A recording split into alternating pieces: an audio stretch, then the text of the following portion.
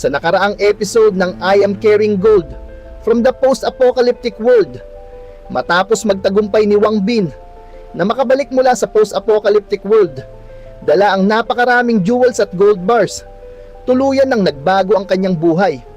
Mula sa pagiging isang mahirap na estudyante, mabilis siyang naging milyonaryo at nakabili pa ng isang mamahaling mansyon. Ngunit kasabay ng kanyang pagyaman ay ang masakit na pagtataksil ng kanyang girlfriend na si Zhao Qian, na ipinagpalit siya sa isang mayamang lalaki. Ngunit hindi nagpatalo si Wang Bin at ipinakita niya sa lahat na hindi na siya ang dating minamalit ng mga tao. Pagkatapos nito, umuwi siya sa kanilang probinsya upang bisitahin ang kanyang mga magulang at lihim na maghanda para sa kanyang muling pagbabalik sa mapanganib na post-apocalyptic world. Doon, nakakuha siya ng air rifle, mga armas, pagkain, at iba't ibang kagamitan para mas mapalakas ang kanyang survival ability. Bumili rin siya ng cellphone at portable chargers para kay Xiao Yue dahil nag-aalala siyang baka nahuli na ito ng White Tiger Group. At ngayon, dumating na muli ang takdang oras para bumalik si Wang Bin sa mundo ng post-apocalyptic. Sinabi ng system na, "Babala, ang lugar na pupuntahan mo ay may tao sa loob ng 10 metro. Gusto mo pa rin bang mag-teleport doon?" At sumagot si Wang Bin na, "Oo, wag mong baguhin ang location. Ipadala mo na ako roon ngayon." At dito nga, tuluyan nang nakabalik si Wang Bin sa mundo ng post-apocalyptic. At sinabi ni Wang Bin na, "Nakabalik na ako. Kailangan kong makakuha ng mas maraming mahahalagang bagay at gold bar sa pagkakataong ito." At dito nga siya lumapag sa lugar kung saan naroroon si Xiao Yue. Makikita si Xiao Yue na hawak ang iniwan sa kanya ni Wang Bin bago ito umalis noong nakaraan. At sinabi ni Xiao Yue na, "Mahal kong QQ Sweet, ikaw na lang ang natitira. Kung alam ko lang na mangyayari ito, sana nagtipid ako at mas kaunti lang ang kinain ko." At biglang bumukas ang pinto. At sinabi ni Wang Bin na, "Xiao Yue, tulad ng ipinangako ko, bumalik ako pagkatapos ng 7 araw." At dito nga, mangiyak-ngiyak sa sobrang tuwa si Xiao Yue. "Wang Bin, brother Wang Bin, hindi mo ako iniwan o kinalimutan." At sinabi ni Wang Bin na, "Anong nangyari? Bakit ka umiiyak?" At dito, niyakap siya ni Xiao Yue. "Brother Wang Bin, bumalik ka talaga." At sinabi ni Wang Bin na, "Silly girl, tama na ang pag-iyak. Hindi ba ipinangako ko sa iyo na siguradong babalik ako? Ayos na ngayon. Marami akong dalang masasarap na pagkain.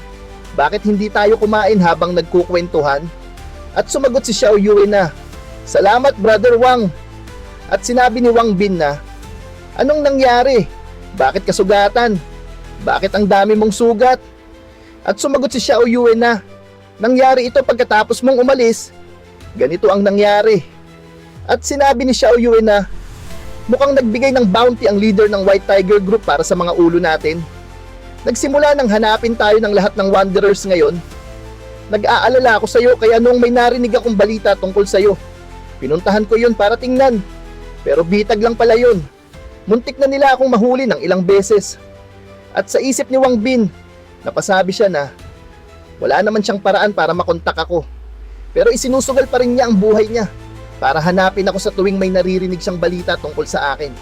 At dito nga, bigla na lamang niyakap ni Wang Bin si Xiao Yue. At sinabi ni Wang Bin na, "Xiao Yue, ipinapangako ko sa iyo na pagbabayarin ko ang mga bastardong nanakit sa iyo. Sisiguraduhin kong maglalaho ang White Tiger Group." At sumagot si Xiao Yue na, "Oo, tama." At sinabi ni Wang Bin na, "Halika Xiao Yue, tingnan mo ito, may dala ako para sa iyo." Dito ipinakita ni Wang Bin ang dala niyang air rifle at sinabi nga ni Xiao Yue na, "Wow, brother Wang, ang astig mo talaga. Nakapagdala ka pa ng air rifle." At sinabi ni Wang Bin sa kanyang isipan na, kahit air rifle lang ito, kaya pa rin nitong pumatay ng zombies at ibang survivors tulad ng wanderers na nanakit kay Xiao Yue at mga miyembro ng White Tiger Group. At sinabi ni Wang Bin na, "Mahina lang ang tunog ng air rifle na ito kapag pumuputok. Maganda ito para sa sniping. Bagay ito sa'yo. Sa'yo na ito ngayon." At sumagot si Xiao Yue na, "Salamat, brother Wang. Noon ko pa gustong magkaroon ng sariling baril." Pagkatapos, inilabas ni Wang Bin ang marami pa niyang dalang pagkain. Nagdala rin ako ng maraming pagkain. Sapat na ito para tumagal tayo ng 1 buwan. At dito, tuwang-tuwa si Xiao Yue, sinabi niya na, Nanaginip ba ako? Ang sarap ng beef jerky na ito. Brother Wang, bakit hindi ka kumakain? At sumagot si Wang Bin na, hindi pa ako gutom. Gusto lang kitang panoorin habang kumakain. Kumain ka pa. Alam kong gutom ka. At sinabi ni Xiao Yue na, hindi. Dapat kumain ka rin. Hindi ko kayang ubusin mag-isa ang lahat ng ito. Ikaw ang nagdala ng lahat ng pagkain na ito. At dito, inilabas ni Wang Bin ang bagong cellphone. Xiao Yue, sa pagkakataong ito, nagdala rin ako ng cellphone para sa'yo. At nagulat si Xiao Yue. Oh, cellphone? Totoo bang ibibigay mo sa akin ito? At sumagot si Wang Bin na, yap. Sa bag ko may dala rin akong portable chargers. Sapat iyon para tumagal ng matagal. Dito nga ay sobrang natuwa. At naiiyak pa si Xiao Yue, Brother Wang. Salamat. Napakabuti mo sa akin. At napasagot si Wang Bin na, bakit umiiyak ka na naman? At sumagot si Xiao Yue na, mula nang mamatay ang mga magulang ko, wala nang nagtrato sa akin ng ganito kabuti. At pagkatapos, nakilala kita. At sumagot si Wang Bin na, silly girl, tama na ang pag-iyak. Pagkatapos mong kumain, pwede tayong makinig ng music hanggang magsawa ka. Sa loob ng 7 araw na wala ako, nagsimula ang digmaan sa pagitan ng White Tiger Group at Totem Bear Group dahil sa kakulangan ng pagkain sa lugar. Ngunit kakaunti lamang ang nasugatan sa magkabilang panig. Dahil dito, maraming tao ang umalis sa lungsod at nag-evacuate papunta sa ibang lugar. May ilan din na nagdesisyong subukang makarating sa base na itinayo ng gobyerno. Sa tingin ko, ngayon na ang tamang oras para gumawa ng kaguluhan. At dito nga, ipinakita si Xiao Yue habang nagpa-practice bumaril. At sinabi ni Wang Bin na, totoo bang hindi ka pa kailanman nakagamit ng baril dati? Ang talented mo talaga. At sumagot si Xiao Yue na, sayang nga lang at mababa ang destructive power nito. At maikli ang range ng rifle na ito. Mahirap tamaan ng isang tao kapag 50 metro ang layo. Halos imposibleng makapatay gamit ito. At sumagot si Wang Bin na, pwede naman tayong mag-snipe mula sa mas malapit na distansya. Mahina lang ang tunog ng air rifle na ito kapag pumuputok kaya mahirap tayong matuklasan. At sumagot si Xiao Yue na, pero Brother Wang, posible ba talagang sirain nating dalawa lang ang White Tiger Group at Furious Shark Group? At sumagot si Wang Bin na, syempre posible, pero hindi tayo pwedeng direktang makipaglaban sa kanila. Kailangan nating linlangin ang White Tiger Group at Furious Shark Group para magpatayan sila mamayang gabi. Kailangan nating gumawa ng gulo. Oh yeah, ngayong naiisip ko, sobrang bigat ng mga gold bars at wala namang may gusto nito rito. Malaki ang posibilidad na nakatago lang ang mga iyon sa vault ng bangko. At kung gusto nating makapasok sa bangko, kailangan nating pag-awayin ang White Tiger Group at Furious Shark Group. Mas mabuti kung parehong malaki ang maging pinsala sa kanila. Ang tunay kong pakay ay pag-awayin ang lahat ng 4 na grupo. Sa ganong paraan, mas magiging madali para sa atin na malaman kung saan nakatago ang mga gold. At sumagot si Xiao Yue na, pero paano natin sila mapag-aaway? At sumagot si Wang Bin na, kaya nga nagdala ako ng detonator sa pagkakataong ito. Malaki ang magiging papel nito. Dahil sa ngayon, ang Totem Bear Group lang ang may mga detonator, bomba, at ilang grenades. Kailangan ko lang gamitin ang detonator at pasabugin ang storage ng White Tiger Group base sa ugali nila. Siguradong maghihiganti sila sa Totem Bear Group. At napasabi si Xiao Yue na, wow Brother Wang, ang talino mo talaga. At sinabi ni Wang Bin na, hindi ako matalino. Nakakahiya naman ang sinasabi mo. Pero ngayon, ang problema lang ay kung paano natin mapapasabog ang storage nila. Mahalagang lugar iyon, kaya siguradong may mga nagbabantay doon. Mahirap makapasok ng palihim sa storage ng White Tiger Group. At sumagot si Xiao Yue na, huwag kang mag-alala tungkol doon. Karaniwan, natutulog ang mga miyembro ng White Tiger Group bandang alas 8 hanggang alas 9 ng gabi. Dahil wala ng kuryente, sobrang dilim sa gabi, at pamilyar ako sa base ng White Tiger Group. Napakaraming entrance sa base nila, kaya imposibleng mabantayan nila lahat iyon. May alam akong daan kung saan tayo makakapasok ng ligtas. At sumagot si Wang Bin na, kung totoo ang sinasabi mo, malaking pakinabang iyon para sa atin. Gusto nila tayong patayin, hindi ba? Kung ganoon, Ipapaalam natin sa kanila ang magiging kapalit ng ginawa nila. At dito, ngumisi si Wang Bin. At sinabi pa ni Wang Bin na, maghanda na tayo. At maghanda ng gumawa ng kaguluhan mamayang gabi. At napasigaw si Xiao Yue na, okay. At napasabi na lamang si Wang Bin na, huwag kang sumigaw. Baka makaakit tayo ng mga zombies na nagtatago sa paligid.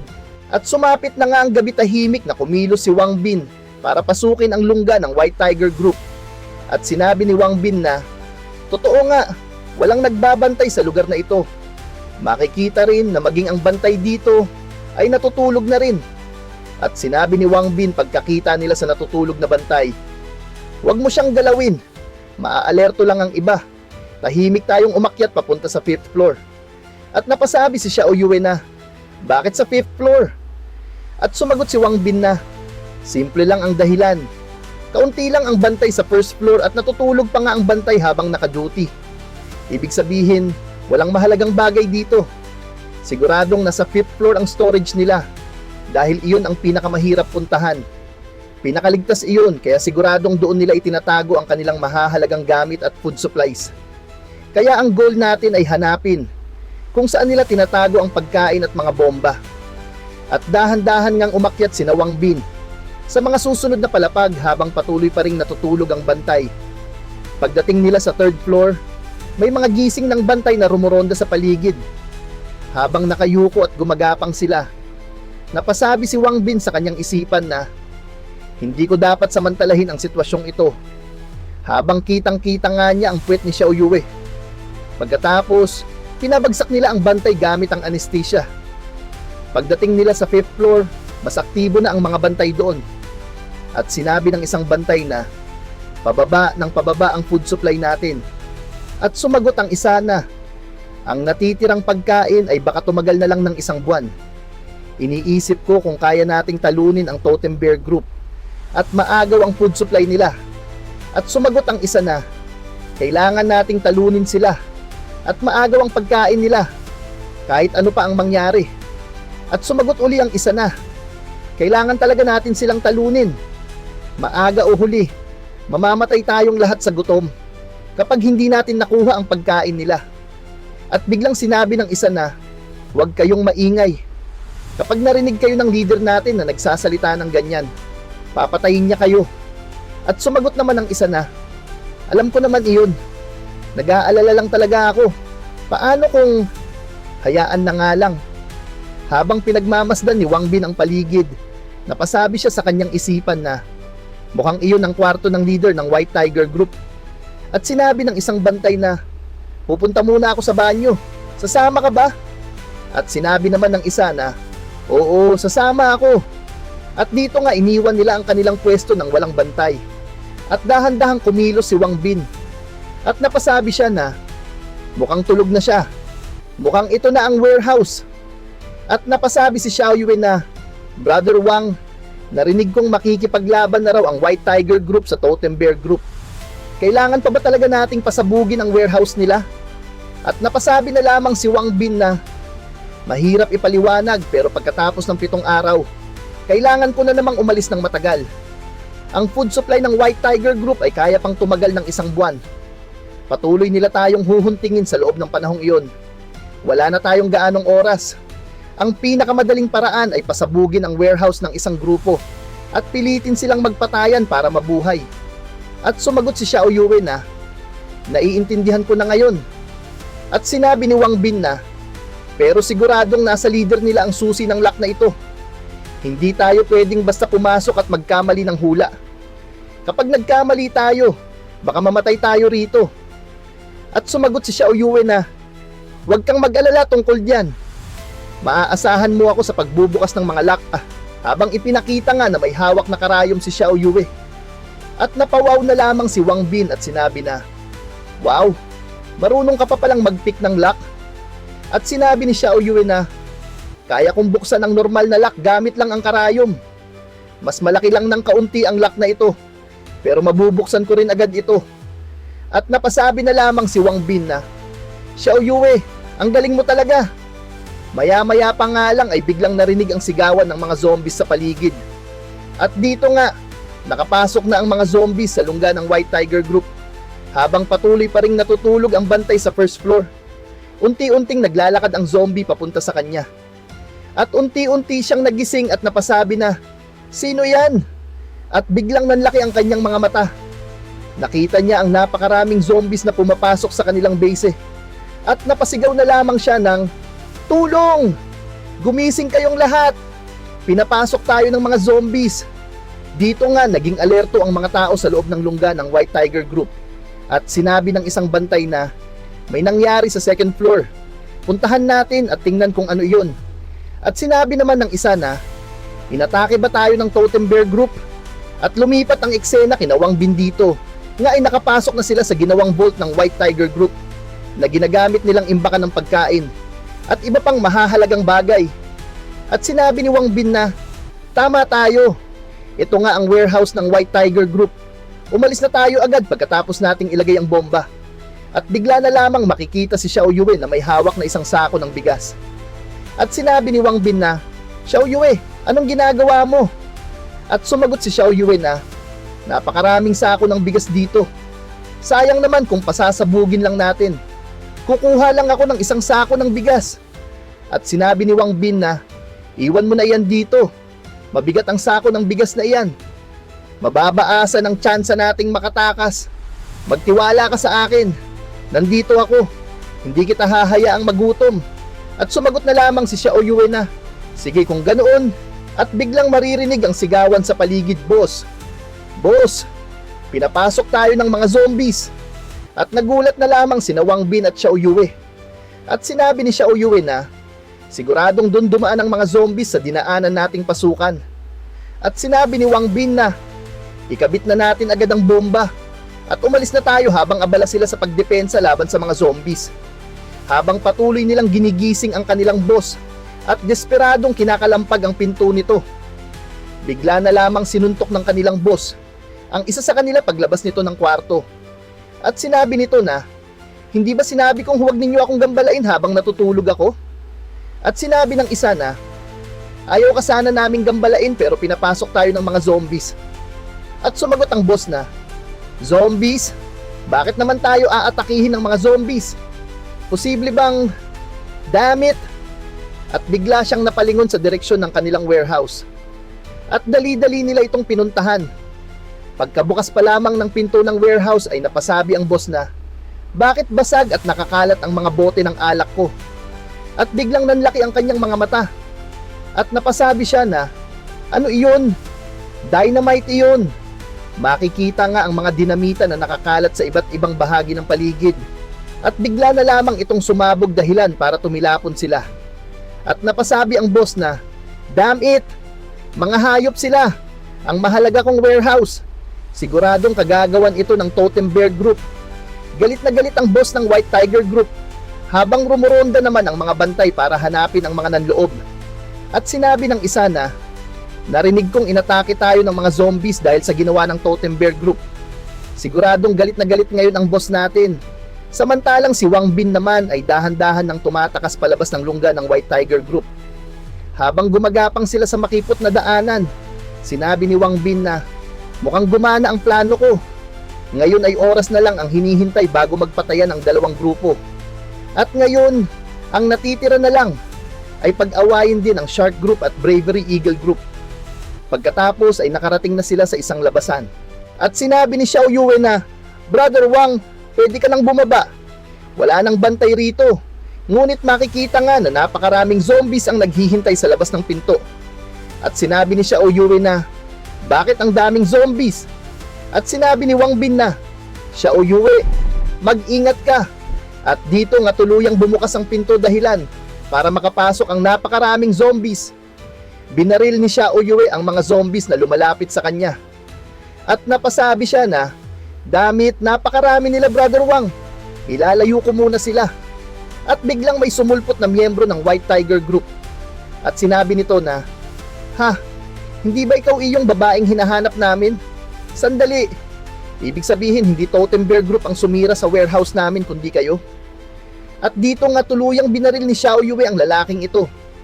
At napasabi si Xiao Yue na, "Damit, Baka marami pang miyembro ng White Tiger Group sa unahan. Pero sa likod ko naman ay...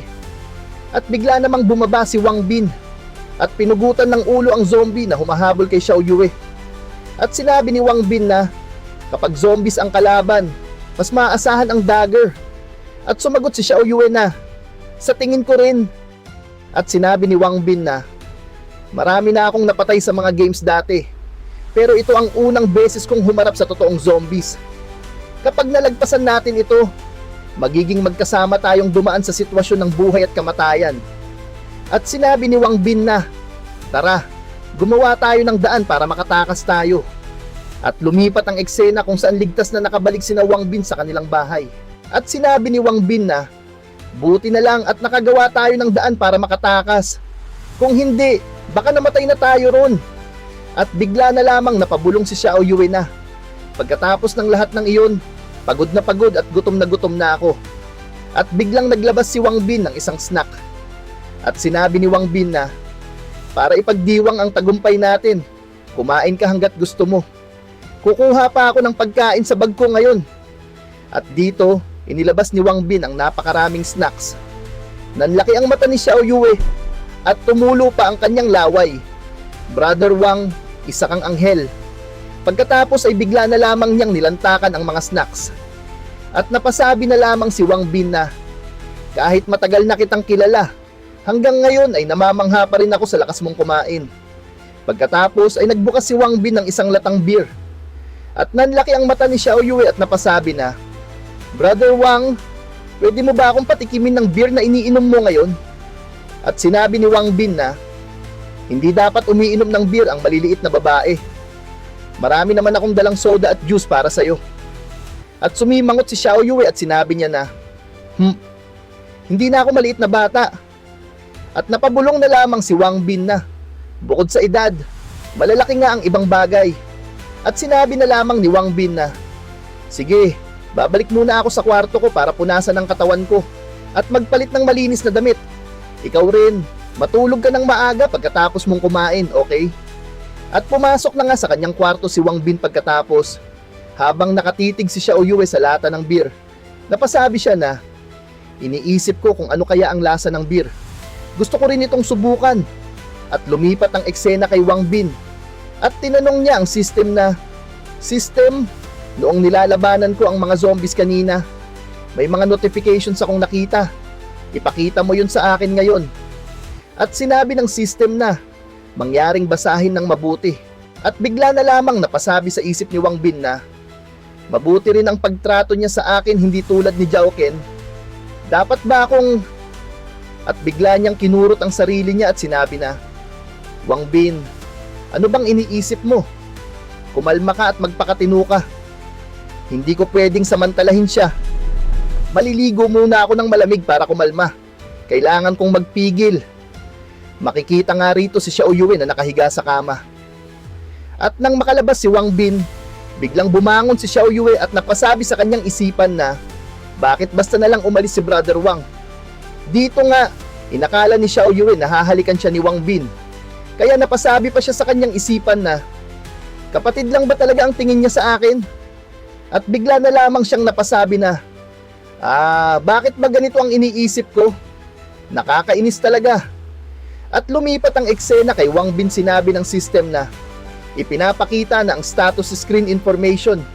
Naglo-loading. Ang status screen na ito ay makakatulong sa iyo upang mas maintindihan ang iyong stats. At sinabi ni Wang Bin na, alam ko pero sigurado bang walang mali sa stats ko? Araw-araw akong nagtitraining sa school. Lagi akong nasa top 10 sa bawat school games na sinasalihan ko. Dapat mas malakas ang katawan ko kaysa sa ordinaryong tao. Pero bakit mas mababa sa average ang lahat ng stats ko, maliban sa agility? At sinabi ng system na, hindi mo kailangang mabigla. Ang average stats ay base sa standards ng apocalyptic world. Normal lamang na mas malalakas ang katawan ng mga taong nabubuhay sa apocalyptic world kumpara sa realidad. Kailangan nilang harapin ang zombies at iba't ibang klase ng panganib. At biglang sinabi ni Wang Bin na, kung ganoon, paano ko palalakasin ang katawan ko? At sinabi ng system na, maaari kang gumamit ng gold para i-upgrade ang system at lumakas. Dito ay nabigla si Wang Bin. At sinabi pa ng system na sa second feature, maaari mong ma-unlock ang lottery feature. Magkakaroon ka ng pagkakataong makakuha ng pagkain, weapons, stat increase, at iba't ibang klase ng skills. At natuwa nga rito si Wang Bin at napasabi na parehong-pareho ito sa PC version. May pagkakataon pa akong pataasin ang stats ko. Hey system, gaano karaming gold ang kailangan ko para ma-upgrade at ma-unlock ang item box? At sinabi ng system na ang unang upgrade para ma-unlock ang item box ay nangangailangan ng 1,000 kilo ng gold. Ang item box na ma-unlock ay isang 50 cubic meter na storage. Maaari kang mag-imbak at kumuha ng items anumang oras mo gusto. Dito nga ay sumimangot si Wang Bin habang kinukwenta niya sa kanyang isip na ang 1 gramo ng ginto ay katumbas ng $400 at ang 1,000 kilong gold ay katumbas ng $400 million. At sinabi niya na, hindi ba masyado kayong madamot? At sinabi ng system na, huwag kang madismaya, sulit ang upgrade sa halaga nito. Pagkatapos mong ma-unlock ang lottery system, kapag nakakuha ka ng skill book, maaari mong matutunan ang skill at mapataas ang iyong chance of survival. Ang mga skills ay maaari ring ma-upgrade sa pamamagitan ng pagpatay ng zombies. Mas lalo ka nitong palalakasin. At higit sa lahat, ang stats na iyong ma-upgrade ay mananatili rin sa realidad. At maaari mo talagang gamitin ang mga skills na natutunan mo sa totoong mundo. At dito ay nagulat si Wang Bin at napasabi na, oh, interesante. At napaka-amazing naman nito. At sinabi ng system na, kaya magtiwala ka sa amin. Hindi kami madamot. Sa realidad, hindi ba gumagamit ka rin naman ng pera para lumakas sa games? At napasabi si Wang Bin sa kanyang isipan na, siguro tama ang system. Kailangan kong lumakas.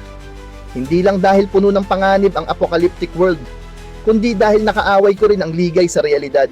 Siguradong gaganti yun sa akin. Kailangan kong makuha ang mga skills na yun para maprotektahan ang sarili ko. At napatanong siya sa system na, kapag lumakas ba ako magkakaroon ng side effects tulad ng pagiging kalbo o ano paman? At sinabi ng system na, walang magiging side effects. At sinabi ni Wang Bin na, okay, tatawagin na lang kita ulit kapag may kailangan ako. At napasabi si Wang Bin sa kanyang isipan na, mukhang kailangan kong makakuha ng mas maraming gold. Iyon na ang magiging pangunahing goal ko ngayon. Pagkatapos ay nakita ni Wang Bin si Xiao Yue na lasing na. At napasabi siya na, ang babaeng ito, inubos niya lahat ng beer ko. Pagkatapos ay dahan-dahang binuhat ni Wang Bin si Xiao Yue papunta sa kanyang kwarto. At sinabi ni Wang Bin na, ayos na, hindi ko inasahang medyo mabigat pala siya kahit payat siyang tingnan. At bigla siyang napasabi na, ngayong tinitingnan ko siya, slim pala talaga si Xiao Yue. At maganda ang kanyang katawan. Makikita nga rito ang magandang katawan ni Xiao Yue na bumungad sa kanya. At sinabi ni Wang Bin na maganda ang mukha niya, parang isang anghel. At mayroon siyang kaakit-akit at matured na katawan. At dito muna nagtatapos ang ating episode matapos makaligtas ni Wang Bin at Xiao Yue sa mapanganib na lungga ng White Tiger Group. Mas lalo pang lumalim ang kaguluhan sa post-apocalyptic world. Habang unti-unting nagsisimulang magpatayan ang iba't ibang grupo, nalaman din ni Wang Bin ang tunay na kakayahan ng system at ang napakalaking halaga ng gold na kailangan niya para tuluyang lumakas. Ngunit kasabay nito, may panibago na namang panganib at mas malalakas na kalaban na naghihintay sa kanya sa susunod na bahagi ng kanilang paglalakbay. Kaya kung excited na kayo sa susunod, huwag kalimutang i-like ang video, mag-subscribe, at pindutin ang notification bell para hindi ninyo ma-miss ang susunod na episode. Abangan ang susunod na episode ng I Am Carrying Gold from the Post-Apocalyptic World dito lang sa Anime Kwento Hub, kung saan ang paborito mong anime ay kinukwento ng malinaw sa Tagalog.